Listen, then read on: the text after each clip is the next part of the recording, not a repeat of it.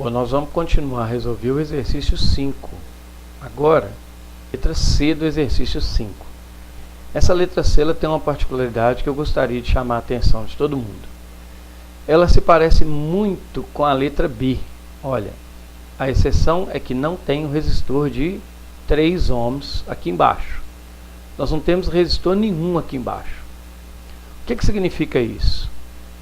Essa parte aqui assim, ó, onde não existe um resistor, constitui uma parte do circuito que não tem resistência elétrica nenhuma. Quando eu ligo dois pontos de um circuito por um caminho que não tem resistência elétrica nenhuma, a gente chama esse caminho com o nome de curto-circuito. Então existe um curto-circuito deste nó aqui para este nó aqui. E um curto-circuito ele tem uma propriedade muito interessante. Essa propriedade é que está escrito aqui em negrito: todo curto-circuito torna inútil qualquer trecho de circuito que esteja paralelo a ele. Por quê? Porque ele desvia toda a corrente para si, não deixando sobrar corrente nenhuma para o trecho do circuito que está em paralelo com ele. Ou seja, no nosso circuito aqui nós temos um curto-circuito em paralelo com o resistor de 6 ohms. Toda corrente que vem do resistor de 4 ohms vai passar pelo curto-circuito para chegar em B. Então nenhuma corrente não passa no resistor de 6 ohms. É como se o resistor de 6 ohms nem existisse. Tá certo? Repito, o curto-circuito desvia para ele toda a corrente que deveria passar no resistor de 6. O resistor de 6 não funciona. Ele pode ser tirado do circuito, que ele não faz falta nenhuma. Bom, se eu tiro o resistor de 6 fora do circuito, nós vamos ter um circuito que tem este aspecto. Ou seja, ele tem um resistor só, que é o resistor de 4 ohms. Portanto, a resistência que existe entre os pontos A e B é só o resistor 4 ohms, ou seja, ele é o resistor equivalente ou a resistência equivalente do circuito da letra C. Muita atenção com curtos circuitos, ok? Passando para a letra D, nós temos um mega de um circuito bonito aqui, ó. Bom, esse circuito tem que ser resolvido por partes e com paciência. Então nós vamos separar um dos trechos desse circuito, começando de trás para frente.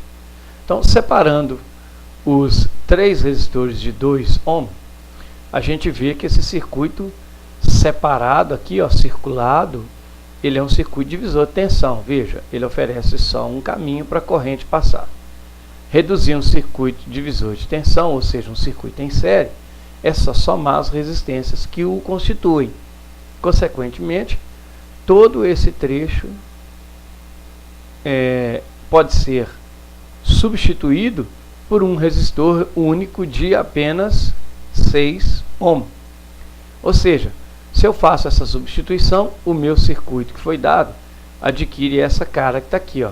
Repare, eu troquei os resistores de 2 ohms por um de 6. Isolando de novo o final do circuito, a gente repara que esses dois resistores de 6 ohms formam um circuito divisor de corrente, um circuito em paralelo. Repare, a corrente que vem daqui pode passar por esse ou pode passar por esse. Eles oferecem mais de um caminho para a corrente passar. Reduzindo esse circuito, usando o método de o produto pela soma, nós vamos ter que o valor de um vezes o do outro, 36, dividido pela soma dos valores dos resistores, que dá 12, ou seja, dá uma resistência equivalente de 3 ohms. É como se os dois resistores de 6 pudessem ser substituídos por um único de 3 que faz o mesmo papel que os dois de 6. E fazendo essa substituição, a gente chega num circuito que fica com este aspecto. Veja, eu tirei os resistores de 6 ohms, os dois, que eu já simplifiquei os dois aqui, e substituí os dois pela resistência equivalente deles, que é um resistor de 3 ohms. Agora repare que entre os pontos A e B sobrou apenas um caminho para a corrente passar, ou seja, nós convertemos esse circuito complicado num circuito divisor de tensão, ou um circuito em série. E aí, calcular a resistência equivalente do circuito em série é só somar os resistores. 2 mais 3 mais 2, ou seja, nós temos uma resistência equivalente de 7 ohms. Esta é a resistência equivalente do nosso circuito original. Quer dizer, essa bagunça toda funciona como se fosse um único resistor de 7 ohms. E para finalizar, está aqui a letra E, que também é um circuito bonitinho, complexo, que deve ser reduzido com calma e que se parece muito com o da letra D, tirando fora, né, esse resistor de 10 que aparece aqui no meio. Bom, então a gente vai fazer o seguinte, nós vamos escolher um pedaço desse circuito para separar. Eu escolhi o resistor de 7 e o de 3. Repare que esse trecho que está circulado, ele oferece apenas um caminho para a corrente passar. Portanto, ele é um circuito em série ou um divisor de tensão. Reduzir o circuito em série é só somar os resistores que o constituem. Então, 7 mais 3, 10 ohms. Eu vou trocar, então, esses dois resistores por um de 10 ohms. Aqui está ele. Repare que agora, esse resistor de 10 ohms e esse que já estava aqui no circuito, esse aqui, ó, eles formam dois caminhos para a corrente passar. Esses dois resistores de 10 ohms, que agora estão circulados, eles formam um circuito em paralelo, ou seja, um circuito divisor de corrente. Nós vamos reduzir esse trecho do circuito usando de novo o método do produto pela soma. O valor de um resistor vezes o do outro, 10 vezes 10, dividido pela soma dos dois resistores, 10 mais 10, ou seja, 100 dividido por 20, que dá, portanto, 5 ohms.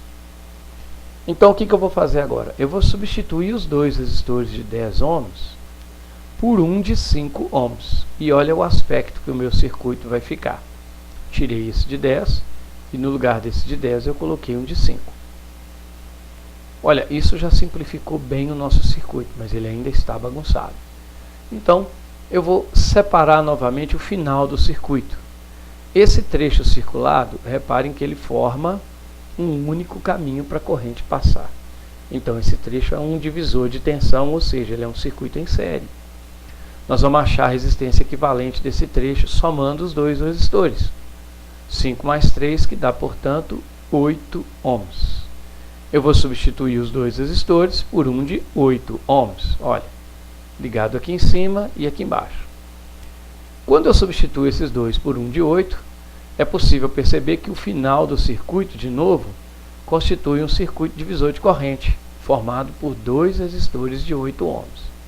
Esse primeiro resistor é o que já existia aqui. Esse segundo resistor é o resistor equivalente desses dois, de 5 e de 3.